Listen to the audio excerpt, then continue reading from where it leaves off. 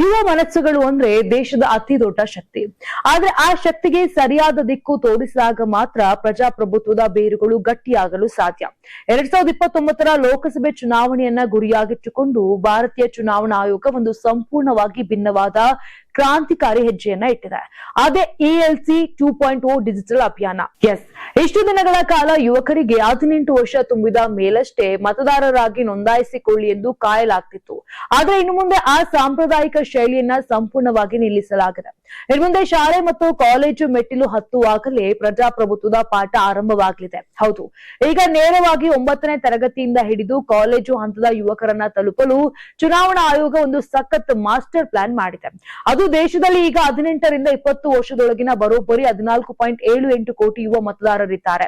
ಇವರನ್ನ ತಲುಪಲು ದೇಶಾದ್ಯಂತ ಬರೋಬ್ಬರಿ 50,000 ಎಲೆಕ್ಟೋರಲ್ ಲಿಟರಸಿ ಕ್ಲಬ್ಗಳನ್ನ ತೆರೆಯಲಾಗ್ತಾ ಇದೆ. ಒಟ್ಟು 15 ಲಕ್ಷ ಶಾಲೆಗಳು, 70,000 ಕಾಲೇಜುಗಳು ಮತ್ತು 1,400 ವಿಶ್ವವಿದ್ಯಾಲಯಗಳು ಈ ಬೃಹತ್ ಜಾಲದೊಂದಿಗೆ ಕನೆಕ್ಟ್ ಆಗ್ಲಿವೆ ಅಂತ ಹೇಳಿದ್ದಾರೆ. ಇನ್ನು ಬೋರ್ ಹೊಡಿಸುವಂತ ಹಳೆ ಪದ್ಧತಿಗಳಿಗೆ ಇಲ್ಲಿ ಜಾಗ ಇರೋದಿಲ್ಲ. ಬದಲಿಗೆ ಇಂದಿನ ಟೆಕ್ನಾಲಜಿ ಯುಗದ ಯುವಕರಿಗೆ ತಕ್ಕಂತೆ ಸಂಪೂರ್ಣ ಡಿಜಿಟಲ್ ಮತ್ತು ಗೇಮಿಫೈಡ್ ಮಾದರಿಯಲ್ಲಿ ಜಾಗೃತಿ ಮೂಡಿಸಲಾಗುತ್ತೆ.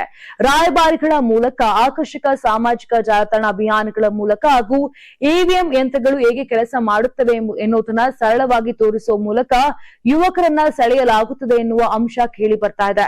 ಇದೆಲ್ಲದರ ನಡುವೆ ಚುನಾವಣಾ ಆಯೋಗದ ಈ ವಿನೂತನ ಪ್ರಯೋಗ ಒಂದು ವೇಳೆ ಯಶಸ್ವಿಯಾದರೆ ಮುಂದಿನ ಚುನಾವಣೆಯಲ್ಲಿ ಬರೀ ಮತದಾರರ ಸಂಖ್ಯೆ ಮಾತ್ರ ಹೆಚ್ಚಾಗುತ್ತಿಲ್ಲ, ಬದಲಿಗೆ ದೇಶದ ಭವಿಷ್ಯವನ್ನ ನಿರ್ಧರಿಸುವಲ್ಲಿ ಯುವ ಸಮೂಹದ ಪ್ರಜ್ಞಾಪೂರ್ವಕ ಪಾಲ್ಗೊಳ್ಳುವಿಕೆ ಕೂಡ ಇಮ್ಮಡಿಯಾಗಲಿದೆ ಅಂತ ಹೇಳಬಹುದು.